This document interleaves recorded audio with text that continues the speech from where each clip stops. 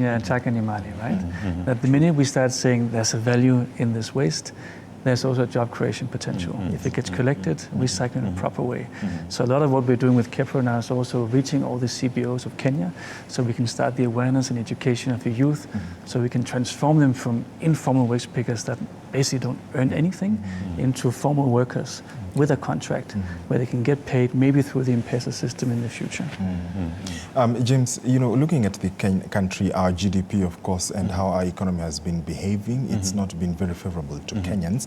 And even as we speak about matters, sustainable waste management practices, some see it as too much jargon. They see it as, too much work. How then can Kenya enhance public awareness to say then, fine, we are in this situation as Kenya, but again, these, waste management, the sustainable waste management practices are issues and things that we should adopt?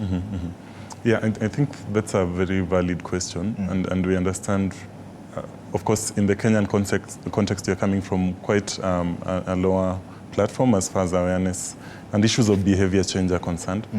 And so I think the idea is requiring that all particular stakeholders coming together. And of course, now you're looking at even the platform we'll be having tomorrow, where we are bringing all stakeholders just to try and create a common platform as far as conversations on sustainable waste management is concerned. And of course, you also need to understand that while we still need to create awareness, there's also quite a growing population within our country that is very woke to the reality that poor disposal of waste is contributing directly to the issues of climate change.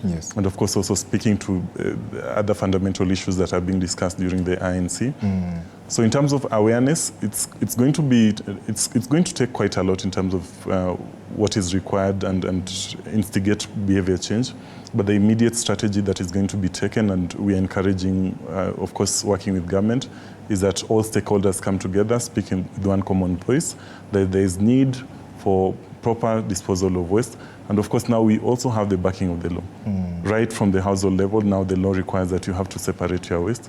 And so despite the aspect of it being an individual effort, the law is also now coming into place and ensuring that you now, at household level, you have to first properly dispose of your waste, and then there's a second requirement to it that you segregate your waste to ensure that you're supporting the recycling ecosystem in the country. And absolutely, and one of the questions and concerns I saw is, how then do Kenyans sustainably say, separating of waste?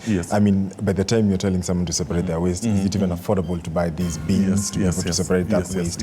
And that's a conversation that we'll be picking up. But right now, we want to take a short break. When we come back, we still continue this conversation on redefining responsibility towards circularity. Remember, we are in this world and it is ours to take care of. You're watching The Daily Report. We are back in a few minutes.